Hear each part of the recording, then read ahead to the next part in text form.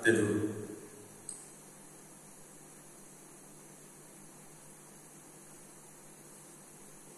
Di dalam nama Allah Bapa dan Tuhan Yesus Kristus serta Roh Kudus, pencipta langit dan bumi.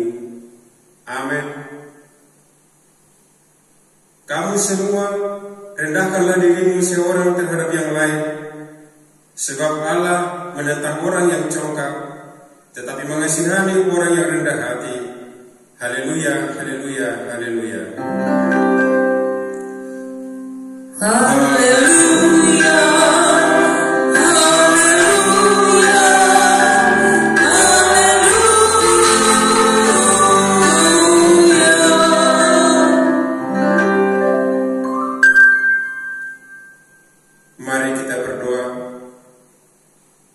Ya Tuhan Allah yang Maha Tinggi dan Maha Pengasih, Engkau telah menyatakan diri dalam Yesus Kristus, sehingga kami boleh mengenal Engkau dan kehendak-Mu.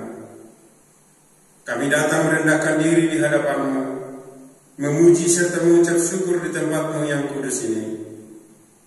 Firman-Mu mengajarkan kepada kami bahwa Engkau menganugerahi kebahagiaan bagi orang yang rendah hati. Pimpinlah ibadah ini sebagai persekutuan jemaat yang hidup dan sehat, dengan saling merendahkan diri, karena Yesus yang telah merendahkan diri adalah teladan bagi kami.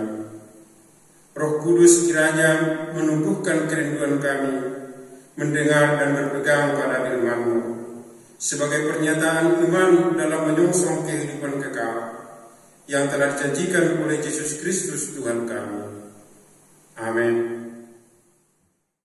Jemaat yang terkasih dalam nama Tuhan kita Yesus Kristus, kita percaya Tuhan selalu menyertai kita dalam setiap sukacita maupun pergumulan hidup kita.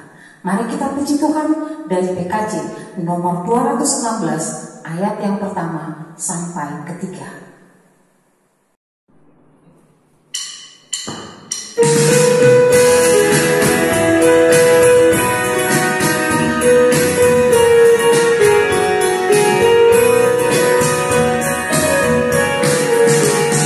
hatiku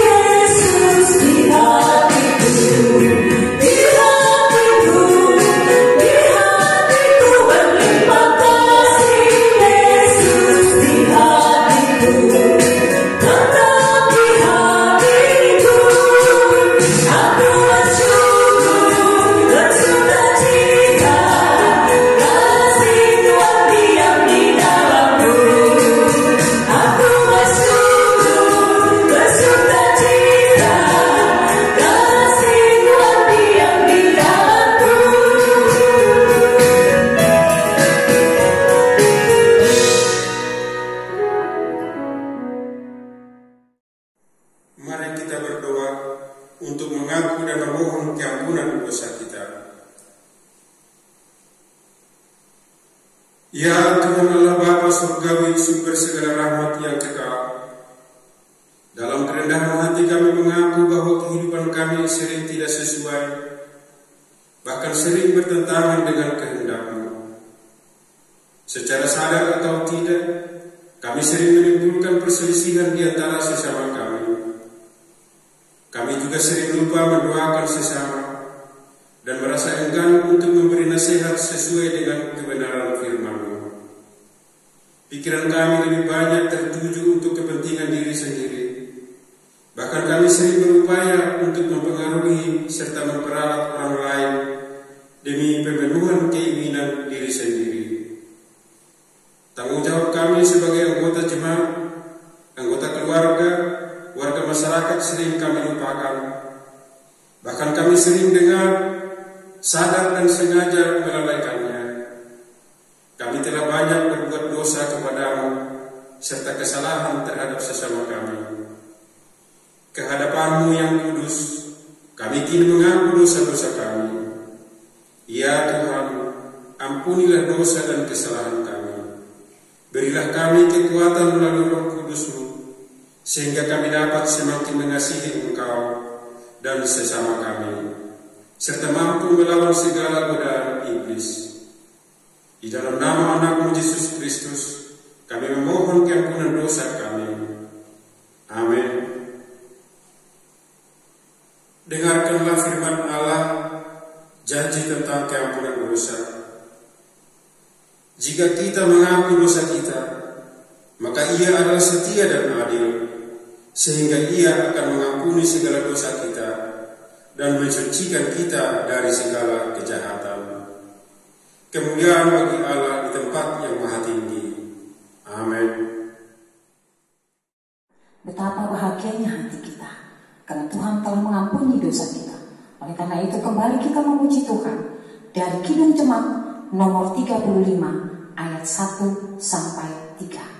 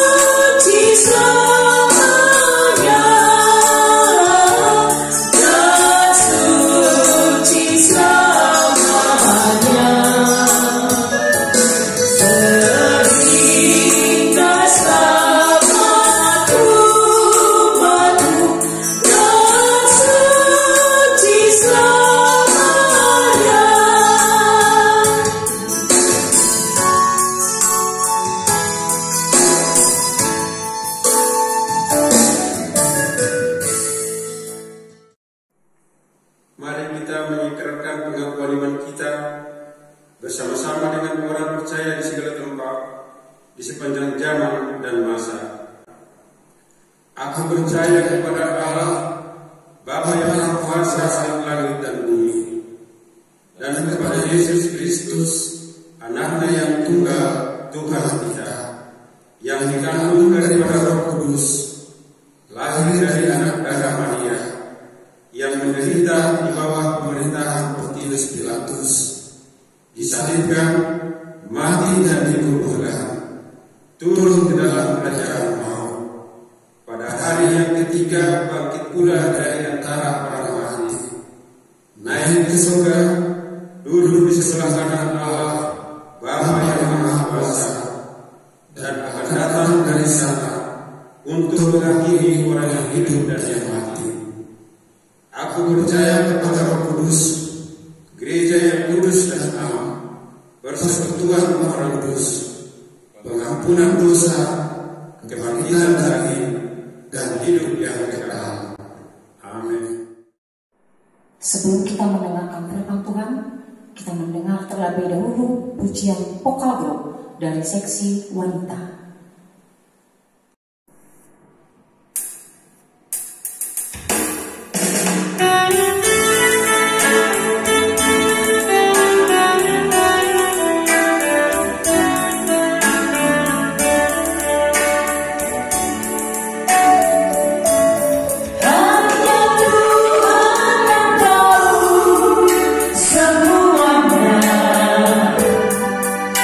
Semuanya hanya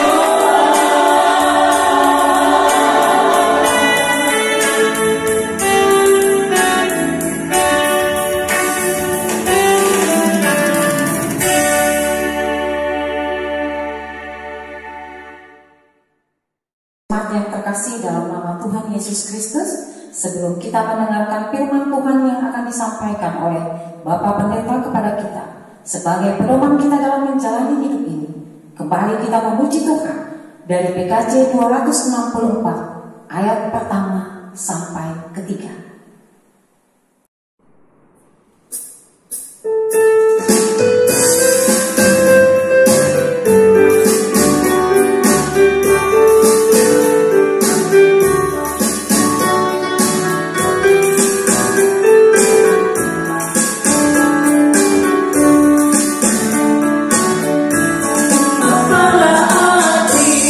Ibadahmu kepada Tuhan.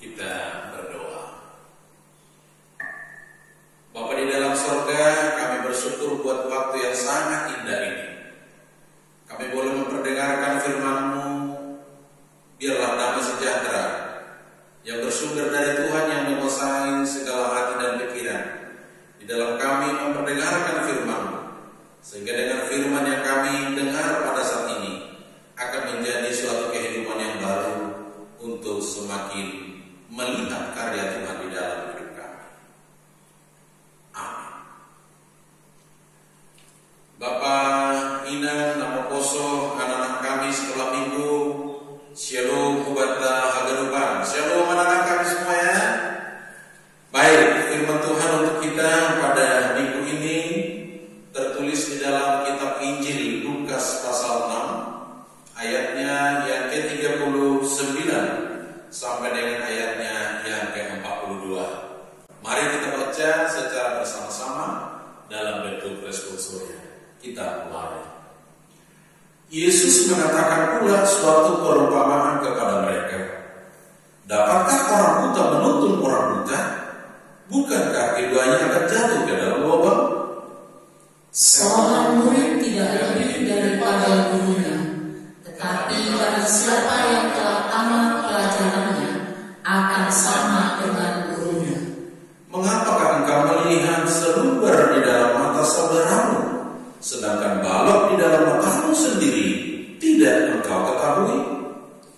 Bagaimanakah engkau dapat berkata kepada saudaramu, saudara, biarlah aku mengeluarkan selumbar yang ada di dalam matamu, padahal balok yang di dalam matamu tidak engkau lihat?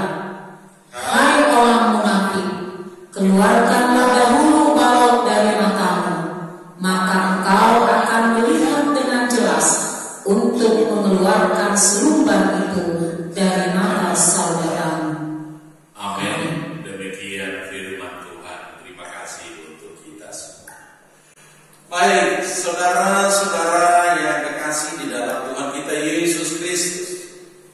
Suatu ketika pada masa-masa pandemi COVID-19 ini, saya bertelepon dan berdiskusi dengan seorang sahabat kita yang baru saja keluar dari isolasi mandiri karena dia dikatakan reaktif akibat daripada virus corona ini.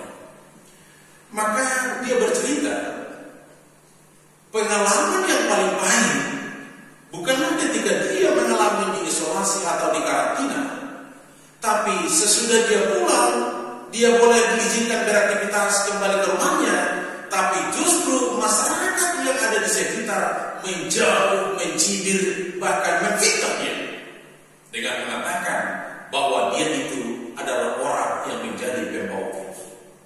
Maka orang-orang tidak ada yang berani dekat sama dia. Orang-orang berusaha untuk menjauh dari dia. Sementara dokter sudah mengatakan bahwa dia sudah bersih dari yang namanya virus COVID-19. Nah, artinya apa?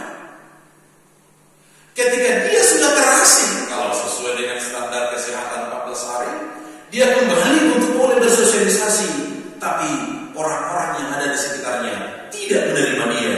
Bagaimana perasaan kalau seandainya itu adalah kita? Bagaimana perasaan kalau kita menggambarkan bahwa itu adalah kita? Justru yang dia terima adalah cacian, yang dia terima adalah cibiran. Sementara selama 14 hari dia meninggalkan keluarga dekatnya, bahkan meninggalkan anak-anaknya.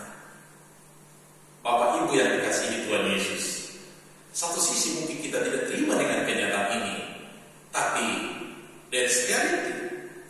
Ini kenyataan yang tidak bisa dibohongi, karena ini adalah pengalaman daripada saudara kita. Maka rupanya Bapak, kita tidak cukup hanya sekedar mendoakan mereka, tapi memang minimal harus mampu menjadi motivator, memberi semangat kepada saudara-saudara kita. Ya, apalagi namanya baru selesai di tahap karantina. Dan itu juga adalah menjadi salah satu tujuan mengapa Yesus membuat, kalau kita lihat di dalam teks firman ini, ada yang namanya perumpamaan. Bahasa Sunda mengimbangi. Maka Yesus secara sederhana sebenarnya mengatakan bahwa menjadi seorang percaya harus memperkencang, harus memperketat yang namanya rem diri.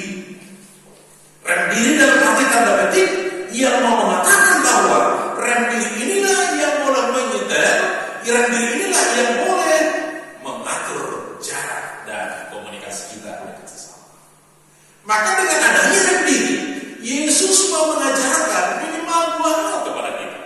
Yang pertama, bahwa Yesus menghendaki bagaimana supaya kita berpikir yang terbaik terhadap sesama. Tidak tidak menilai, tidak melihat bahwa ada yang kurang baik, ada katakan yang nilai minus bagi sesama kita. Maka dianggap ini sangat-sangat perlu, bahkan ini sangat-sangat dibutuhkan. Ketika kita disebut menjadi pengikut Yesus yang sedang bertumbuh, bahkan ketika kita disebut menjadi pengikut Yesus yang sudah berbuah, maka pola pikir yang disebut juga sebagai mindset ini adalah menjadi indikator bagaimana kita bersosialisasi, bagaimana kita menyatakan sesuatu terhadap sesama kita. Artinya, sebagai sesama kita dibutuhkan untuk membangun harga diri, bukan justru menghancurkan dia, bukan justru menambah sakitnya, tapi kita adalah dianggap menjadi obat atau untuk menguatkan diri. Maka nilai yang pertama yang disebut oleh Yesus sebenarnya sangat-sangat fatal ketika pada zaman itu Yesus sudah melihat bahwa bagaimana untuk boleh saling membangun, bagaimana untuk boleh saling katakan untuk menopang. Maka yang pertama-tama harus dimulai dari diri sendiri. Yang kedua, Yesus mau merindukan juga bagaimana kita menginginkan supaya kita juga punya mata yang jernih untuk boleh melihat daripada sesama kita.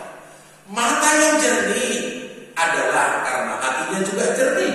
Maka mata yang jernih bahwa dalam pandangan kehidupan ini kita mau ingatkan bahwa kalau ada kelemahan daripada sesama kita, kita juga punya kelemahan.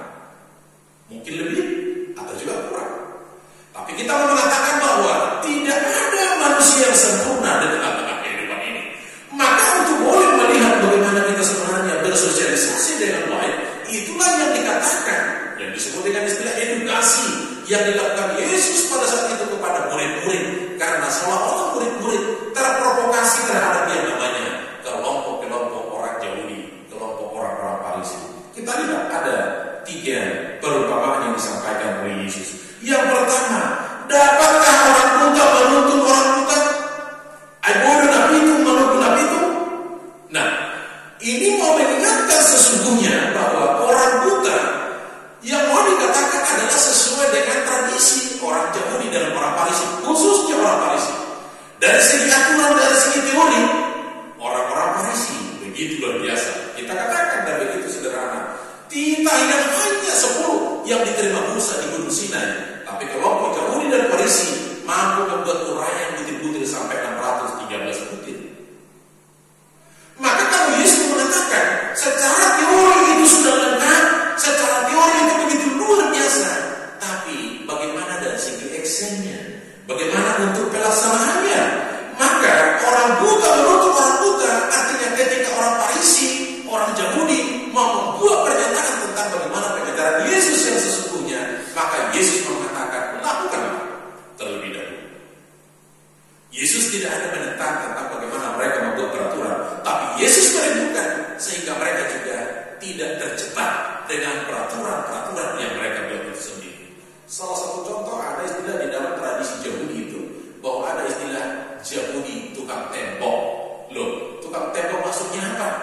Bukan karena dia mukul, tapi ada salah satu butir aturan mereka bahwa sebagai seorang pria tidak boleh melihat seorang wanita.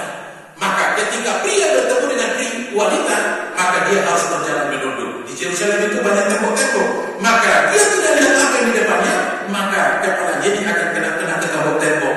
Maka itulah yang dikatakan Yesus. Kalau matamu melihat adalah jernih, tapi kalau pikiranmu tetap kotor, maka matamu itu juga akan tetap kotor. Maka itu mengingatkan bagaimana seorang buta menuntut orang yang buta, maka sesungguhnya biarlah apa yang terjadi kita lihat semua dengan mata yang jernih. Itu perumpamaan yang pertama. Yang kedua juga diingatkan bahwa bagaimana seorang murid tidak lebih daripada gurunya.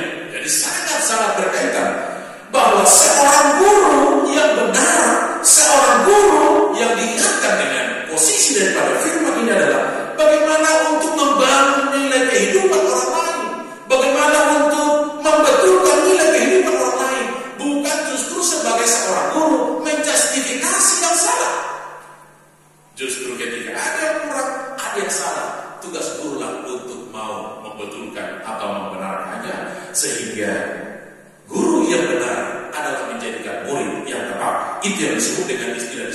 Nah, yang mau dikatakan adalah bagaimana seorang murid tidak lebih daripada seorang guru. Kita ingat bahwa Yesus adalah sebagai guru yang ajaib, termasuk di dalam hal pengajarannya, karena pengajarannya bukan hanya berkata-kata dengan penuh wibawa, tapi Yesus mengajar penuh dengan urapan roh.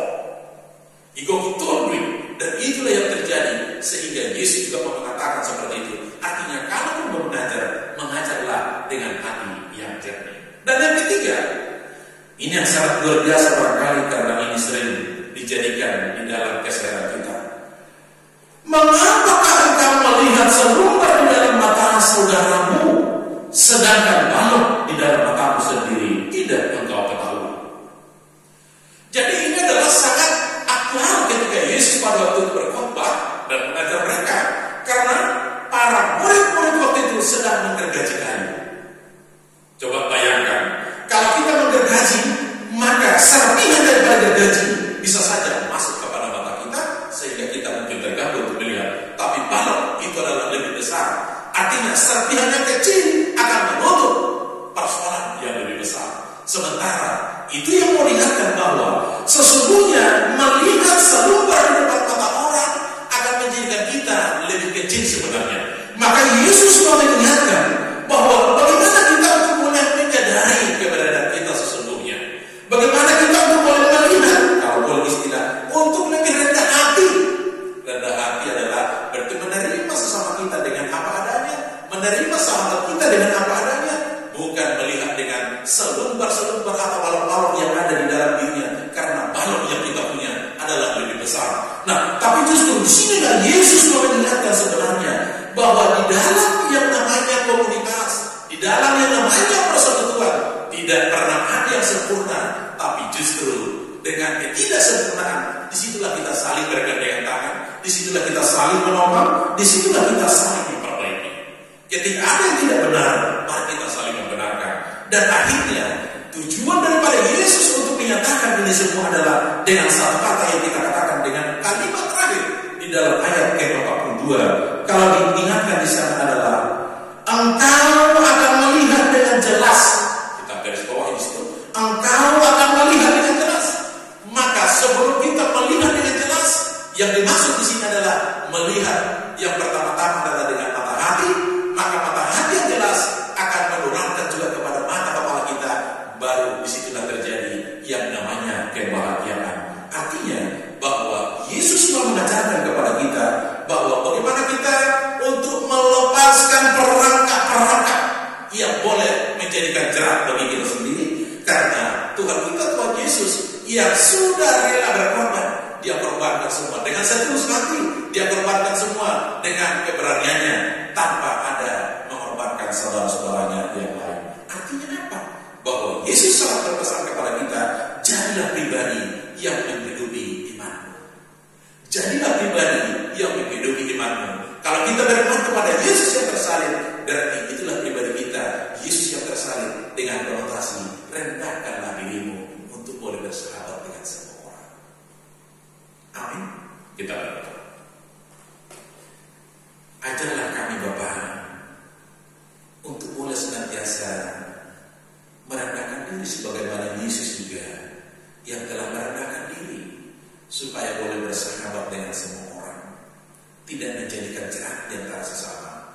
Karena sesungguhnya kami juga punya keterbatasan, kami juga punya kelemahan, tapi Yesus yang sempurna, yang menjadi Tuhan dan Raja kami, selalu mengampuni, selalu membuka jalan yang terbaik bagi kami. Berkatilah seluruh jemaat Tuhan dimanapun kami berada pada saat ini. Biarlah dengan berkat-Mu maka kami semakin dikuatkan dan dimampukan untuk boleh menghadapi dinamika kehidupan ini, terkhusus melawan pandemi COVID-19 yang masih kami hadapi saat ini. Berkati juga anak-anak kami yang masih di dalam pertumbuhan, anak-anak kami yang sedang sekolah, yang sedang studi, bahkan anak-anak kami juga yang sudah bekerja, yang jauh dan yang dekat. Biarlah Tuhan juga yang senantiasa menopang perjalanan kehidupan mereka, dan terkhusus juga kepada anak kami yang seyogianya mereka sudah menemukan pasangan hidup. Kami imani bahwa waktu Tuhan adalah waktu yang terbaik, maka Tuhan juga akan membuka jalan kepada anak kami sehingga waktu Tuhan itu juga adalah menjadi waktu yang terbaik juga bagi kami. Bapa di dalam sorga, pada saat ini juga kami bersyukur buat anugerah dan berkat yang tercurah di tengah-tengah keluarga kami, pribadi lepas pribadi, melalui pekerjaan, melalui rumah tangga. Biarlah Tuhan sumber segala berkat yang terbaik yang boleh mencurahkan segala kebaikan di dalam kehidupan kami. Dan kami juga bersyukur untuk saudara-saudara kami yang mengalami sukacita karena pertambahan umur pada saat ini. Biarlah Tuhan yang membimbing, bahkan memberikan hikmat bagi mereka, sehingga dengan pertambahan umur menjadikan Tuhan yang menjadi pandu senantiasa di dalam kehidupan mereka, baik kepada rumah tangga dan rumah tangga atas pertambahan usia pernikahan. Kiranya Tuhan juga yang menjadi kepala di dalam rumah tangga, sehingga di dalam kehidupan rumah tangga akan tetap terjadi harmoni yang membawa bahagia. Bapa di dalam surga, pada saat ini juga kami tetap berserah kepadamu, khususnya kepada orang tua kami yang masih di dalam perawatan.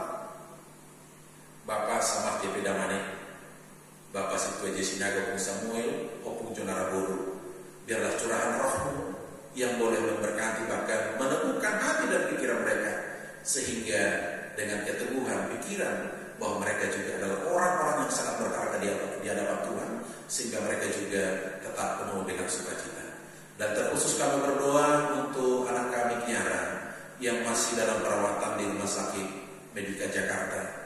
Tuhan memberkati segala proses pengobatan, tangan-tangan para dokter, bahkan memberkati orang tua dan saudara-saudara kami, sehingga dengan perawatan yang dilakukan tim medis akan memberikan dia kesembuhan dan kekuatan hingga boleh kembali dan balik ke Palangkaraya, sehingga kami akan tetap bersama-sama di dalam menunaikan tugas dan tanggung jawab, terkhusus di dalam memuji Dikau. Terima kasih Bapak, ada banyak perkara-perkara yang kami hadapi, tapi kami yakin dan percaya bahwa setiap perkara yang terjadi di dalam hidup kami sesungguhnya Tuhan yang lebih kuat, sehingga kami tetap mengandalkan kekuatan dari Tuhan. Amin. Sebelum kita mengumpulkan persembahan, marilah kita mendengarkan firman Tuhan yang menjadi dasar bagi kita memberikan persembahan, yang tertulis di dalam Ibrani 13 ayatnya yang ke-16 mengatakan, dan janganlah kamu lupa berbuat baik dan memberi bantuan, sebab korban-korban yang demikianlah yang berkenan kepada Allah. Sekarang marilah kita kumpulkan persembahan kita. Marilah kita berdoa menyerahkan persembahan kita kepada Tuhan. Ya Tuhan Allah, Bapa yang Maha Murah, Pengasih dan Penyayang, kami bersyukur dan berterima kasih atas segala berkat dan anugerah-Mu yang senantiasa melimpah di dalam kehidupan kami. Tuhan telah menyertai kami dan memberkati segala pekerjaan kami hingga hari ini. Dengan rasa syukur dan terima kasih, kami datang ke hadirat-Mu membawa persembahan syukur dan pujian kami kepada-Mu yang sesungguhnya bersumber dari pemberian-Mu jua. Kiranya kami berkenan menerimanya untuk kemuliaan nama-Mu. Di dalam nama Yesus Kristus Tuhan kami, terimalah doa persembahan kami. Amin. Sekarang bersyukur hanya hati mulut tangan.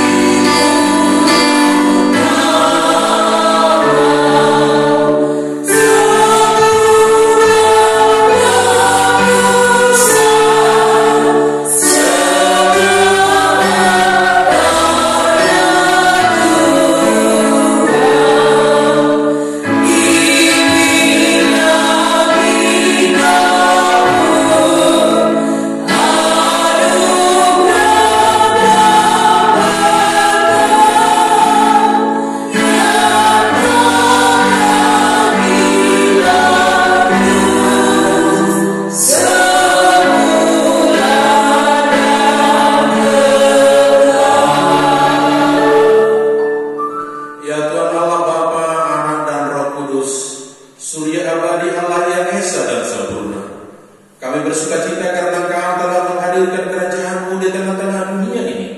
Kasih-Mu telah Engkau nyatakan, rencana-Mu bagi dunia telah Engkau wujudkan.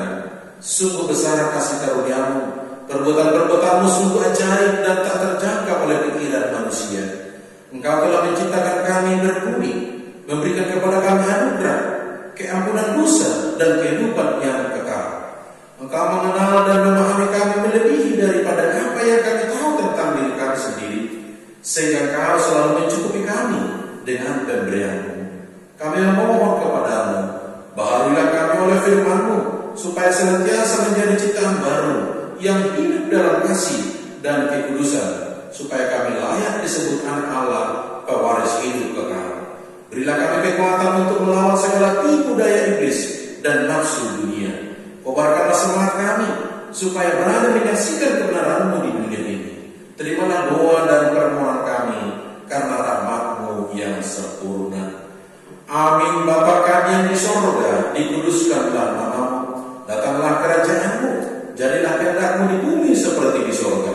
Berikanlah kami pada hari ini makanan kami yang secukupnya, dan ampunilah kami akan kesalahan kami seperti kami juga mengampuni orang yang bersalah kepada kami.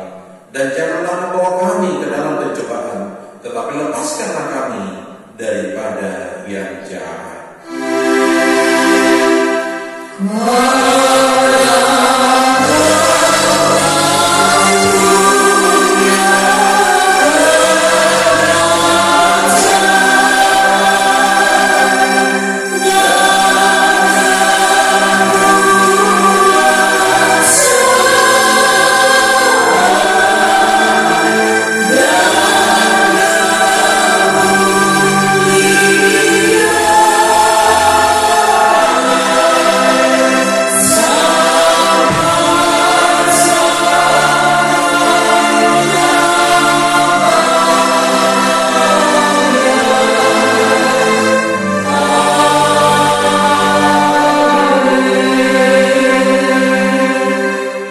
Jemaat yang dikasihi Tuhan, terimalah berkat yang datangnya dari Tuhan Allah kita.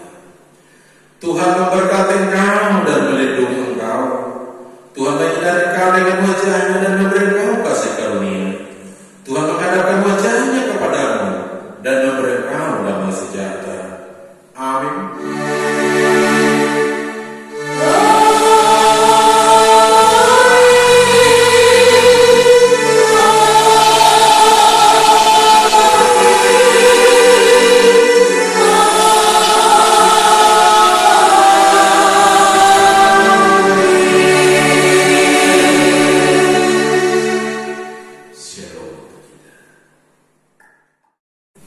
Shalom, selamat minggu kelima sesudah Trinitatis.